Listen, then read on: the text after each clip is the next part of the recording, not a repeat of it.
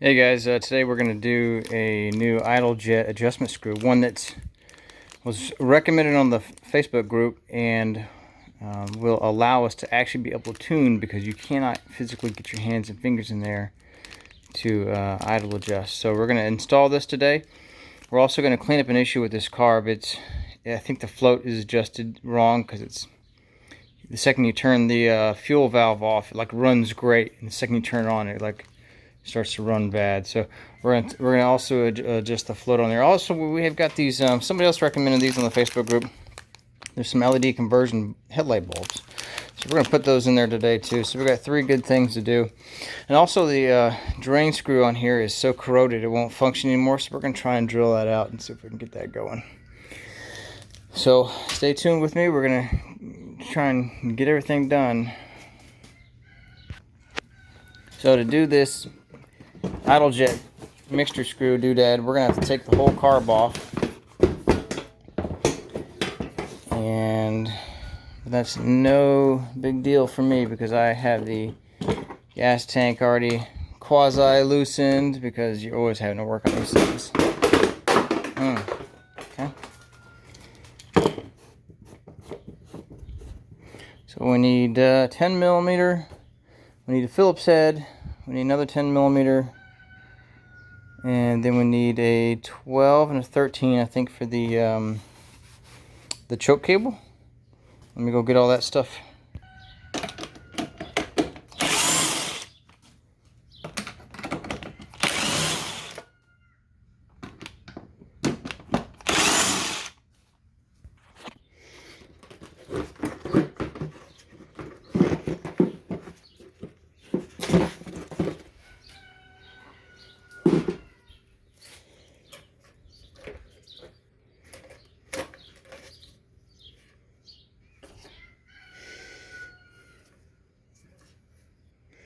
I've been just kind of sat out in the rain. I wonder if there was some water contamination. Never been why it was such a hard start today. Yeah, it might have been. I'll check the air filter box, see if there's water.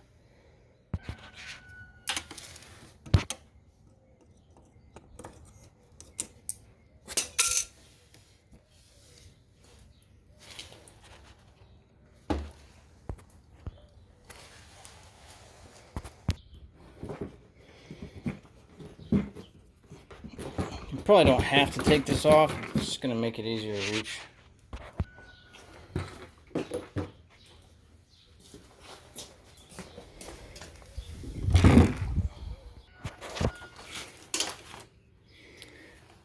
Okay, so now I believe it's 12 and 13. Let's get those. No, the choke was a 14 millimeter.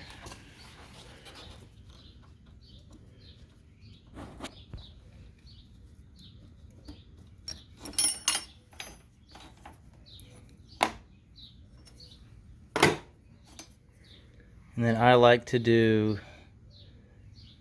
I think I like this one and that bottom one, because I can't reach those.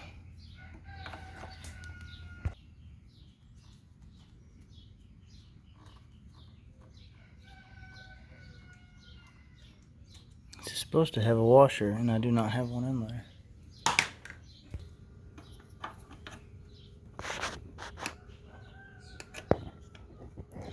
This one is hard to reach for sure.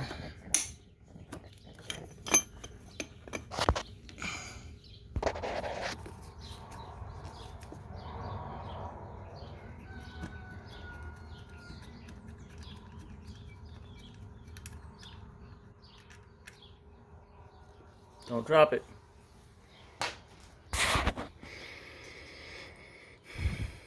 You know, before we pull it off, let's get these topped off with the Phillips.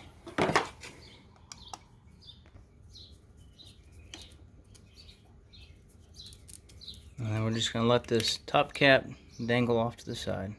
Careful though, we have a gasket underneath there, so let it dangle.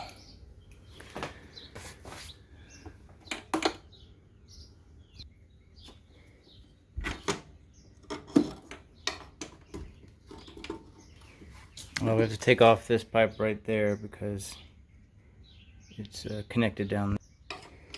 And there goes our carb.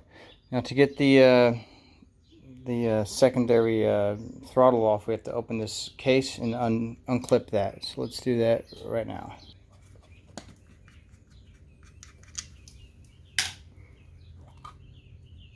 There's a gasket. And then we spin it up, push it down and around. Uh-oh, it's really hard to do with one hand. And pull it out of that spot. Just like that. Don't lose this thing. And then we can unthread this up here. Sorry for the shaky hands. It's the struggle is real.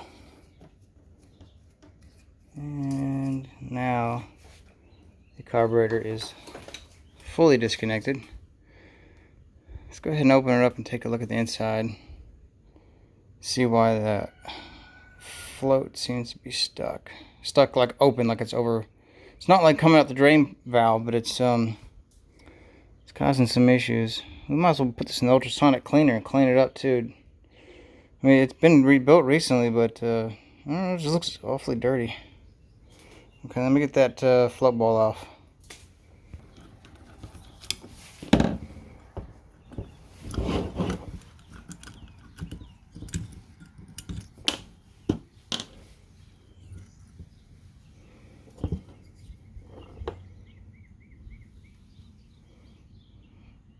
Pretty dang clean. That black stuff I think is pitting.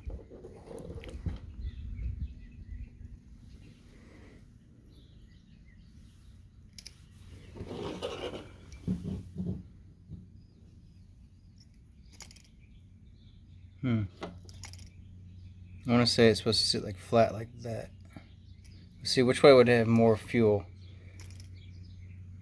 Oh, if it was more like this, it would close sooner. I think it is improperly adjusted. I want to say like that's usually horizontal. So I'll bend that up and test that out. Oh, but let's get this. This is where our screw's going in right here. Let me get a flathead.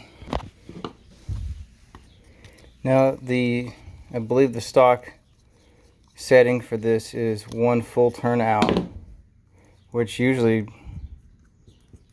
is, you know, once you do that, it's good to go forever. But sometimes with changing weather or to compensate for a little bit of blockage, what we'll do is quickly adjust this. And of course you got winter adjustments and summer adjustments and the hot air and the cold air. So it'd be just so nice to be able to do this. So it came like this. The proper orientation is going to be the spring first, then the washer, and then the rubber on the bottom. So let me get that organized. Here are the two compared to one another. Threading seems to be the same. The depth seems, look, my idle adjust screw is slightly bent. Do you see that cockeyedness?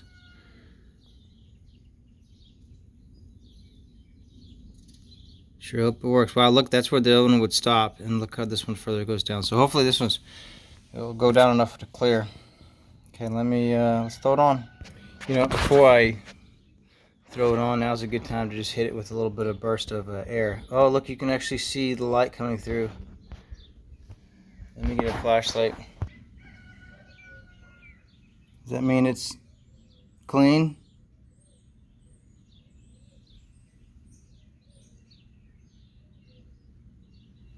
Let me hit it with the air compressor no matter what. So what I'm going to do is I'm going to insert it. I'm going to hold it up in the air and I'm going to push it in like this. That way the O-ring doesn't fall off this. Can't do that with the camera on. Actually, maybe I can. But that's what I'm going to do. Otherwise, it'll fall away.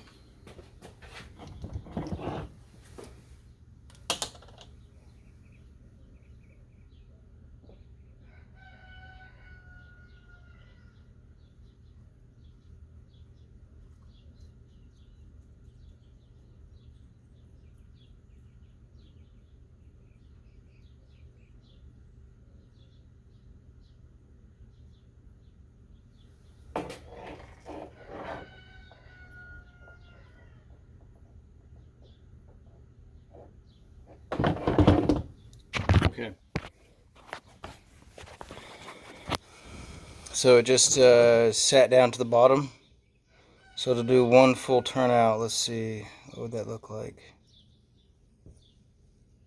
Yeah, I would just bring the 3 all the way back around.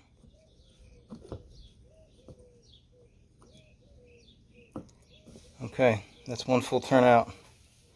Now, of course, we need to see if it clears. I guess I can do that right now. No, we'll do that here at the end after I clean. Okay, I've got it in. I make sure the O-ring was first, the washer, then the spring, and then I backed it out one full turn. And then now let's go reinstall. So I just tuned it off screen. Of course, it's still hard to reach, but man, you can grab it. I have that black cord right there is blocking the numbers. On my other machine, it was a thinner cord, but let's see if we can get right there. You can see it's actually on number 2, which was when the number 2 faced me. That's one full turnout. But yeah, you just reach in there and grab it. Let's see if I can look at it from down below. Oh no, I'm making everybody sick. There it is, right there. Just grab that thing and spin it. How cool. So far so good. It seems a little bit like the machining's off. It was almost kind of, as you spin it in and out, it has like play on it. Like the thread dimensions are off. But here's the test. Easy peasy, pumpkin squeezy. Alright, thanks for tuning in. Catch you guys later. Oh, I'm also working on a bracket for a winch. Turns out if you just kind of cut a piece of steel and stick it in there, it'll work just fine. I'll report back later on that.